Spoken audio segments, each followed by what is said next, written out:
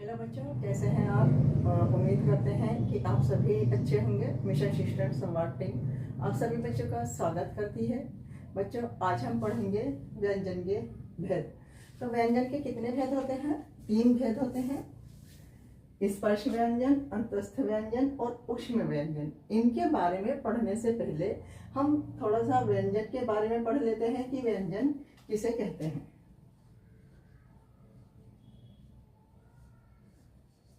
बच्चों, व्यंजन वह वर्ण होते हैं जिनका उच्चारण करते समय हमें स्वरों की सहायता ली जाती है, और बिना स्वरों की सहायता लिए बिना हम क्या करते हैं, इनका व्यंजन का उच्चारण नहीं कर सकते। यानी कि जब हम व्यंजन बोलते हैं या व्यंजन का उच्चारण करते हैं तो उनमें स्वर मिले हुए होते हैं, स्वर की उनमें सहायता लेनी पड़ती है। स्वर का उच्चारण, ये जो व्यंजन है, व्यंजन का उच्चारण करते समय ये जो वायु है, वायु जब फेफड़ों से निकलती है तो मुख में कहीं ना कहीं रुकती है। जैसे जीभ है, दंत है, कंठ है, तो इनमें कहीं ना कहीं रुकती है वायु, तब इनका उच्चारण होता है। और इनकी संख्या जो है बच्चों कितनी होती है? व्यंजन की संख्या 33 होती है। इनको जो है उच्चारण स्थान, जो उच्चारण स्थान होता है उनके आधार पर व्यंजन को उच्चारण स्थान के आधार पर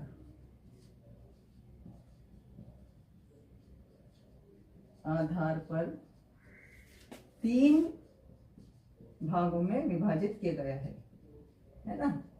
3 भागों में विभाजित किया गया है।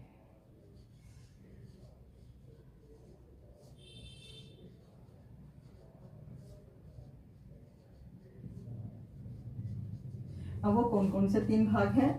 नंबर 1 है स्पर्श व्यंजन, नंबर 2 है अंतस्थ व्यंजन, नंबर 3 है ऊष्म व्यंजन। चलिए अब हम पढ़ते हैं स्पर्श व्यंजन किसे कहते हैं। बच्चों, स्पर्श व्यंजन वे व्यंजन होते हैं जिनका उच्चारण करते समय वायु, कंठ, मूर्धन्य, दंत, तालु, ओष्ठ, इन सबको स्पर्श करती हुई बाहर निकलती है, तो उसे क्या कहते हैं? स्पर्श व्यंजन कहते हैं। यानी कि अंदर से जब हम इनका उच्चारण करते हैं और अंदर से जो वायु निकलती है, तो वायु किसका स्पर्श करती है? कंठ का स्पर्श करती है, दंत का स्पर्श करती है, जीभ का, मूर्धन्य का और ओष्ठ का स्पर्श करती हुई बाहर निकलती है, तो उन्हें हम क्या कहते हैं? स्पर्श व्यंजन कहते हैं। इसके 5 वर्ग होते हैं। चलिए पहले हम इसकी परिभाषा देख लेते हैं कि स्पर्श व्यंजन जिन व्यंजनों का उच्चारण करते समय वायु, दंत, मूर्धन्य, तालु, कंठ और ओष्ठ को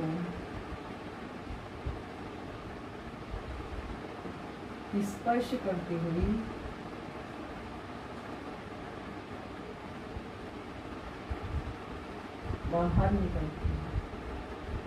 बाहर निकलती है, उन्हें क्या कहते हैं?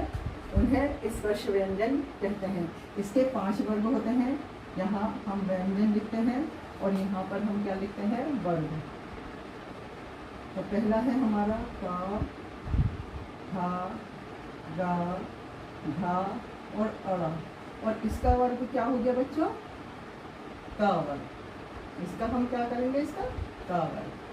अब है चा, छा, जा, झा, और ये हो गया स्पर्श व्यंजन। जैसे कि आप जानते ही हैं कि जिन व्यंजनों का उच्चारण करते समय वायु, दंत, मूर्धन्य, तालु, कंठ और ओष्ठ को स्पर्श करती हुई बाहर निकलती है, वो क्या कहलाते हैं? स्पर्श व्यंजन कहलाते हैं। इनके 5 वर्ग होते हैं: क, ख, ग, घ, अड़ा। यानी कि ये का वर्ग है, चा छा जा झा अना, तो ये चा वर्ग है। टा ठा डा ढा अड़ा, ये टा वर्ग है। और ता था दा धा ना, ये ता वर्ग है। पा फा बा भा मा, ये पा वर्ग है। यानी कि का से लेकर मा तक कितने वर्ग में बांटा गया है? इस स्पर्श व्यंजन को 5 वर्गों में बांटा गया है। चलिए अब अंतस्थ व्यंजन के बारे में पढ़ते हैं कि अंतस्थ व्यंजन वे व्यंजन होते हैं जिनका उच्चारण व्यंजन और स्वरों के बीच का होता है और इन्हें बोलते समय तालु, कंठ, दंत या आपस में सटते नहीं हैं बल्कि छूते हैं, केवल स्पर्श करते हैं, तो उन्हें क्या कहते हैं?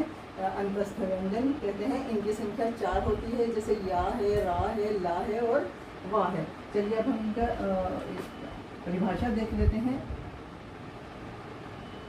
जिन व्यंजन का उच्चारण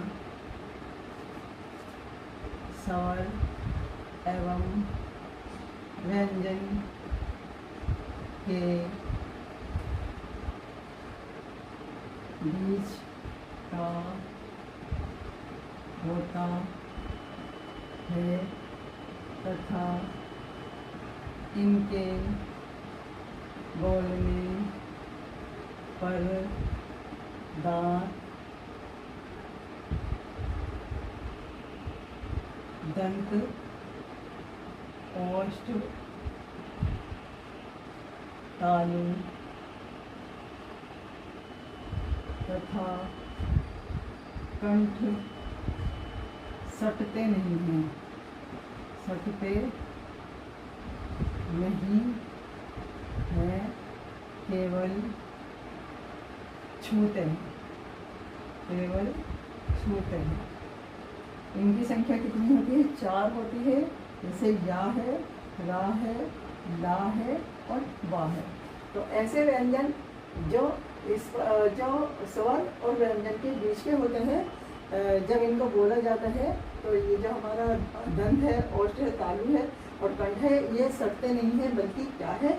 केवल छूते हैं, एक स्पर्श होता है जब इनका उच्चारण करते हैं। तो इनकी संख्या कितनी है? 4 है, या है, रा है, ला है और वाह।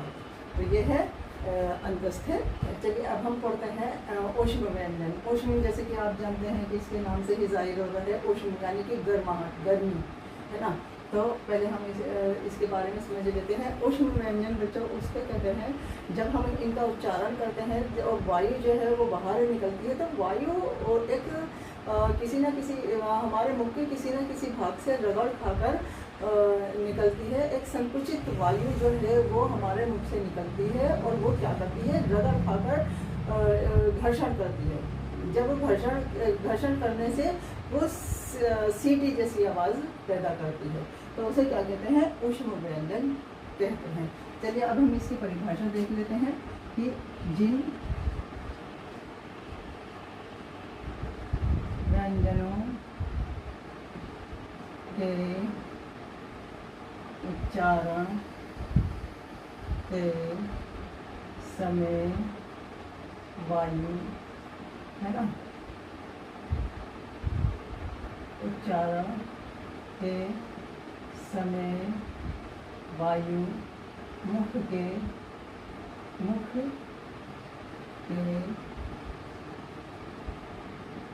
किसी न किसी भाग से रगड़ खाकर, वायु मुख के किसी न किसी भाग से रगड़ खाकर बाहर निकलती है। इनकी संख्या 4 होती है, जैसे शा, शा, सा और हा। तो ये जो रगड़ खाती है, जब वायु रगड़ खाती है तो एक गर्मी पैदा होती है, और जब गर्मी पैदा होती है तो सीटी की आवाज़, वो एक घर्षण होता है, घर्षण से क्या होता है? सीटी की आवाज़ निकलती है। तो ये जो है जैसे शा है, सा है, सा है और हा है। ये अब इसके प्रश्न देख लेते हैं। यह पहला प्रश्न है इसका कि स्पर्श व्यंजन कितने वर्गों में विभाजित है? पहला उत्तर दिया है 3, दूसरा है 5 और तीसरा है 4 और चौथा है 2। तो अगर हम इसके उत्तर देखते हैं तो हमारा ए भी गलत है, सी भी गलत है और डी भी गलत है, लेकिन बी जो है वो हमारा उत्तर सही है कि स्पर्श व्यंजन है कि कितने वर्ग होते हैं, 5 वर्ग होते हैं। जैसे का वर्ग है, खा वर्ग, का वर्ग है, चा वर्ग है, पा वर्ग है। तो ये जो अभी हमने आपको समझाया था कि 5 वर्ग, तो हमारा उत्तर कौन सा सही है, बी हमारा उत्तर बिल्कुल सही है। अब इसका दूसरा प्रश्न है कि वे व्यंजन जो ना पूरी तरह से स्वर होते हैं और ना ही व्यंजन होते हैं क्या कहलाते हैं, है ना। तो क्या पहला उन्होंने उत्तर दिया है स्वर, दूसरा है स्पर्श व्यंजन, तीसरा है अंतस्थ व्यंजन और चौथा है अनुस्वार। तो पहला हमारा उत्तर गलत है, दूसरा हमारा उत्तर गलत है और चौथा हमारा उत्तर गलत है। लेकिन तीसरा वाला जो है अंतस्थ व्यंजन, जो पूरी तरह से ना स्वर होते हैं और ना ही व्यंजन होते हैं, क्या कहलाते हैं, वो अंतस्थ व्यंजन कहलाते हैं।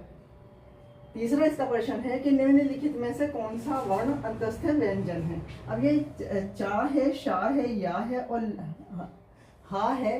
तो ये इसमें दिया हुआ है, तो ये उन्होंने क्या पूछा है कि इसमें अंतस्थ व्यंजन कौन सा है। तो ए हमारा गलत है, बी हमारा गलत है, डी हमारा गलत है, लेकिन सी वाला जो उत्तर है वो हमारा बिल्कुल सही है। या जो है वह अंतस्थ व्यंजन है। इसका चौथा प्रश्न है कि व्यंजन के मुख्य कितने भेद हैं। पहला है 3, दूसरा है 5, तीसरा है 4 और चौथा है 2। तो व्यंजन के मुख्यतः कितने भेद होते हैं। बी हमारा गलत है, सी हमारा गलत है, डी हमारा गलत है, लेकिन ए जो है वो हमारा बिल्कुल सही है। व्यंजन के कितने भेद होते हैं बच्चों, अभी हमने आपको बताया था कि 3 भेद होते हैं। अब इसका आखिरी प्रश्न है बच्चों कि 2 व्यंजनों से मिलकर बनने वाले व्यंजन को क्या कहते हैं। ऊष्म व्यंजन, स्पर्श व्यंजन, संयुक्त व्यंजन या अंतस्थ व्यंजन। तो इसका पहला वाला गलत है, बी वाला गलत है और डी वाला गलत है, लेकिन सी जो है वो हमारा बिल्कुल सही उत्तर है कि संयुक्त व्यंजन।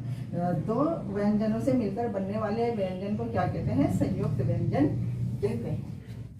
तो चलिए बच्चों, आप और हम मिलकर पढ़ते हैं अनुच्छेद।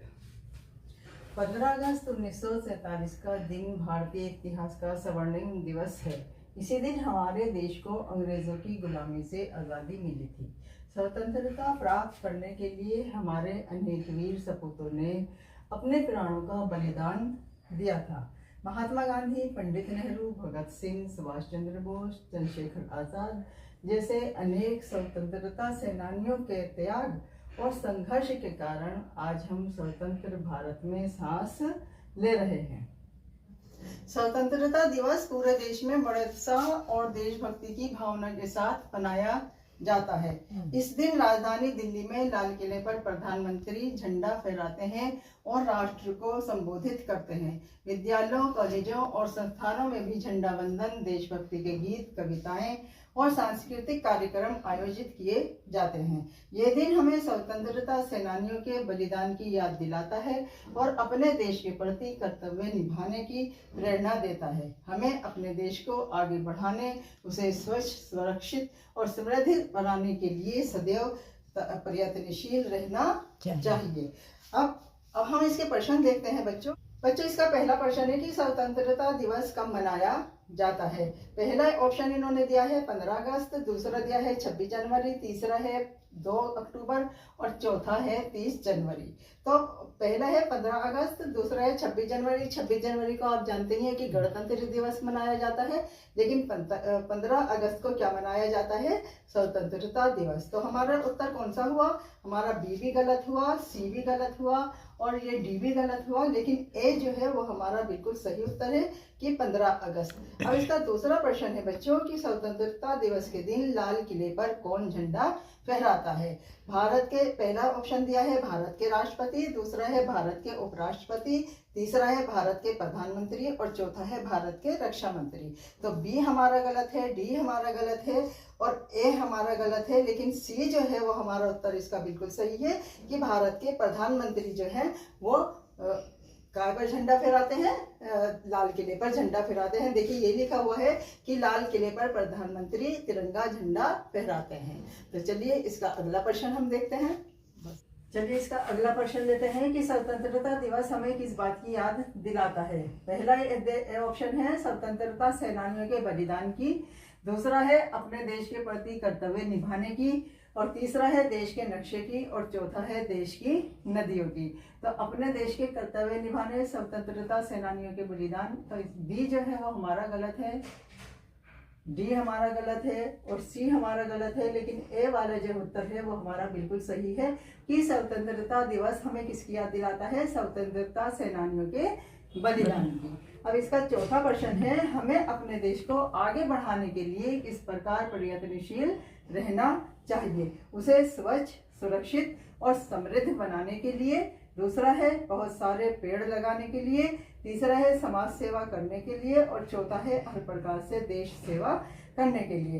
तो डी हमारा गलत है, सी हमारा गलत है, बी हमारा गलत है, लेकिन ए जो है वो हमारा बिल्कुल सही है कि हमें अपने देश को आगे बढ़ाने के लिए, उसे स्वच्छ, सुरक्षित और समृद्ध बनाने के लिए प्रयत्नशील रहना चाहिए। अब इसका आखिरी प्रश्न है कि किन लोगों के त्याग और संघर्ष के कारण हमें स्वतंत्र देश में सांस ले रहे हैं। पहला है स्वतंत्रता सेनानियों के संघर्ष के कारण, दूसरा है उद्योगपतियों के संघर्ष के कारण, तीसरा है पत्रकारों के संघर्ष के कारण, और चौथा है शिक्षाविदों के संघर्ष के कारण। तो डी हमारा बिल्कुल गलत है, सी हमारा बिल्कुल गलत है और बी हमारा गलत है, लेकिन ए जो है वो हमारा बिल्कुल सही है कि स्वतंत्रता सेनानियों के संघर्ष के कारण जो है हम इस देश में सांस ले रहे हैं। तो ये था इसके प्रश्न जो हमने देखे। और बच्चों, ये थी आज की वीडियो जिसे हमने अच्छे से देखा, सुना और समझा। आप सभी बच्चों का बहुत बहुत धन्यवाद।